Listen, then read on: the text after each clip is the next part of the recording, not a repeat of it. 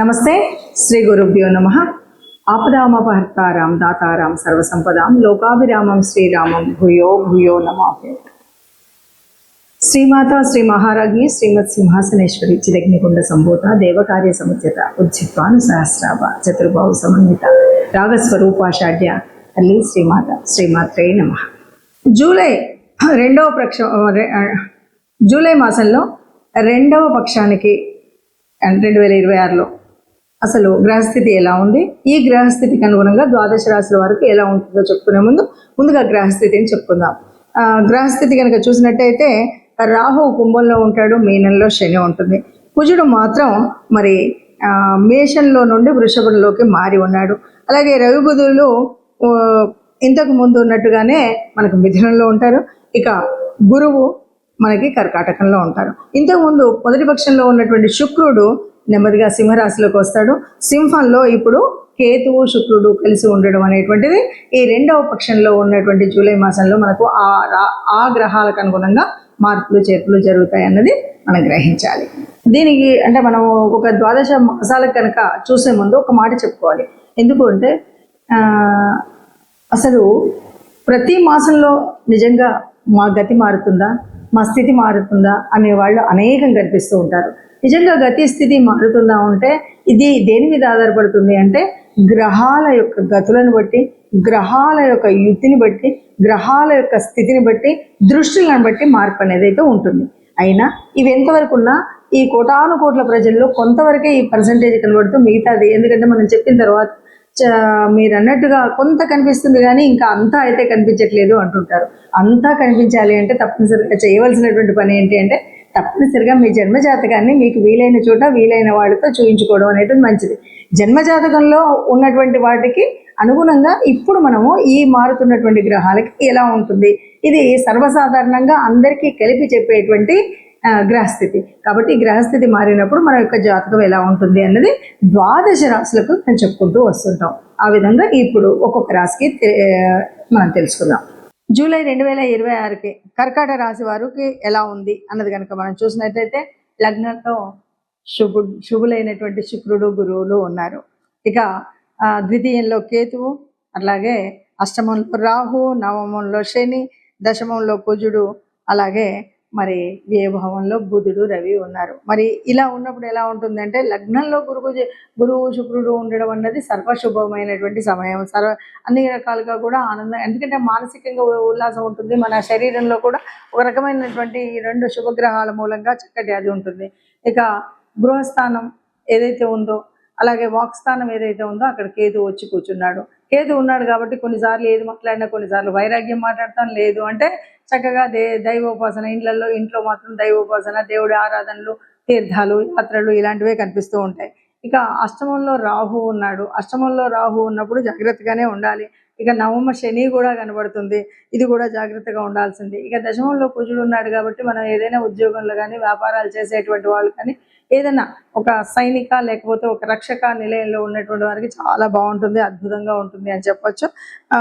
ఇక వ్యయంలో బుధ రవిలు ఉన్నారు. మరి ఇలా ఉన్నటువంటి పరిస్థితుల్లో ఎలా ఉంటుంది అని కనుక మనం కొద్దిగా విపులీకరణ చేసుకుంటూ చూసినట్టయితే కనుక ఇక్కడ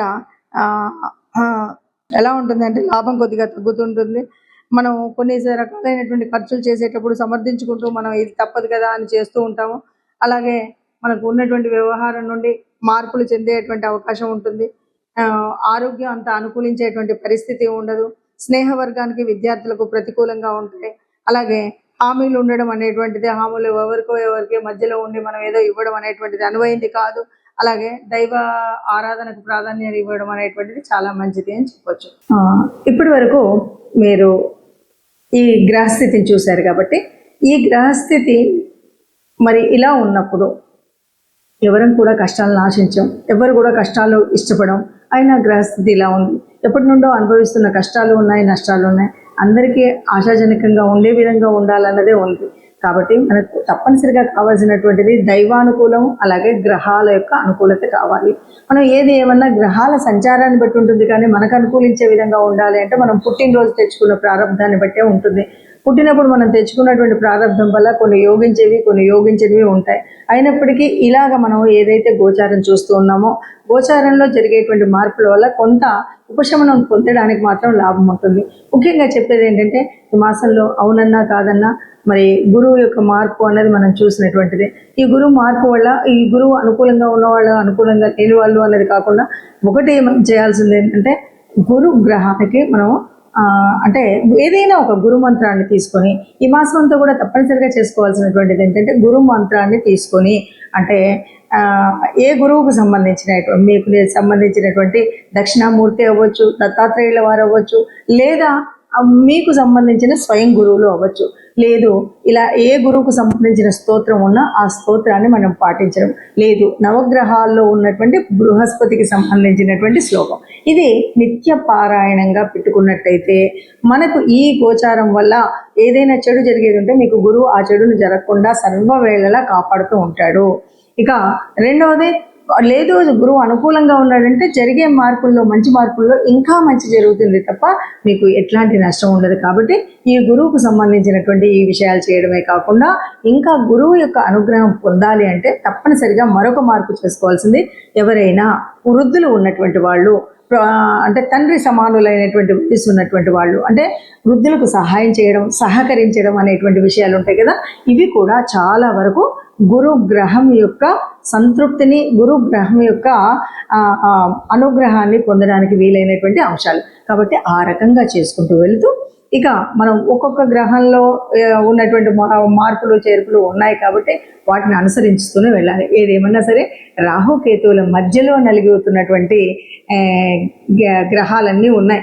ఈ సమయంలో ఏది ఏమన్నా సరే వీలైనంత వరకు సుబ్రహ్మణ్య స్వామి దర్శనం కానీ, సుబ్రహ్మణ్య స్వామికి సంబంధించినటువంటి వరకు ఏదైనా స్తోత్రం, స్తుతి ఇలాంటివైనా చేసుకున్నట్టయితే చాలా వరకు మనం అనుకున్నటువంటి కష్టాలు ఏవీ లేకుండా నిబ్బరంగా ముందుకు వెళ్ళేటువంటి పరిస్థితి కనిపిస్తుంది.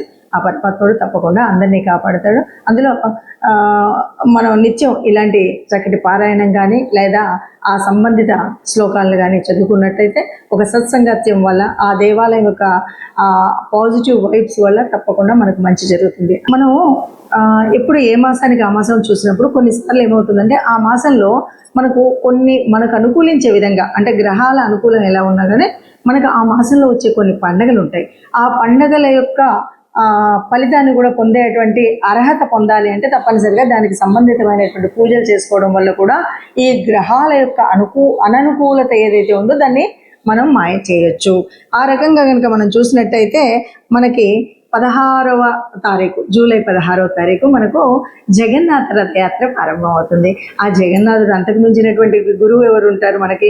ఆ శ్రీకృష్ణ పరమాత్మకు సంబంధించినటువంటి తత్వాన్ని చదువుకోవడం, వినడం, లేదా ఆ జగన్నాథ యాత్ర జరుగుతున్నప్పుడు మనం చూడడం, లేకపోతే మన ఏరియాల్లో కూడా ఇవాళ చేస్తున్నటువంటి జగన్నాథ రథయాత్రలో పాల్గొనడం, ఏదో అక్కడ సంబంధించినటువంటి విషయాలను వినడం చేసినట్టయితే మనకు ఉత్తమమైనటువంటి స్థితి ఉంటుంది.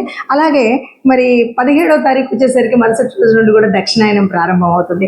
దక్షిణాయన కాలంలో మనం చేయాల్సినటువంటి పుణ్యక్రతువులు బోలెడని ఉంటాయి. వాటన్నిటినీ కూడా ఈ మాసం అంతా అవలంబించినట్టయితే మన కష్టాలు తొలగుతాయి. ఇంకా ముఖ్యంగా తెలంగాణ ప్రాంతంలో ఉన్నటువంటి భక్తులందరికీ కూడా మనకు తెలిసినటువంటి విషయం, ఈ జూలై మాసంలో ఆషాఢం ప్రారంభం అవ్వగానే మొదటి బోనాల పండుగ వస్తుంది. బోనాల పండుగ ఎవరికి చేస్తాము అంటే ఆ పరాత్పరేశ్వరి అమలగన్న అమ్మకి చేస్తూ ఉంటాం. కాబట్టి ఆ తల్లిని తెరవడం కూడా ముఖ్యము అనే విషయాన్ని మనం గ్రహిస్తే కనుక బాగుంటుంది. అలాగే ఈ నెలాఖరు చివరికి 25కి వచ్చేసరికి తొలి ఏకాదశి ఉంటుంది.